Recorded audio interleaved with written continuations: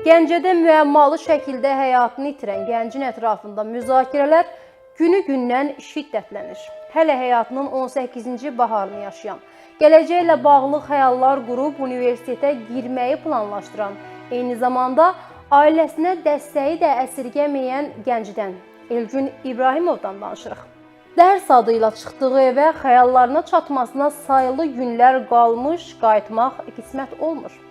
Elgünün cansız bədəni xəstəxanada ailəsinə təhvil verilir. Elgünün dostları, yaxınları, müəllimləri isə onunla bağlı ortaq cümlələr qururlar.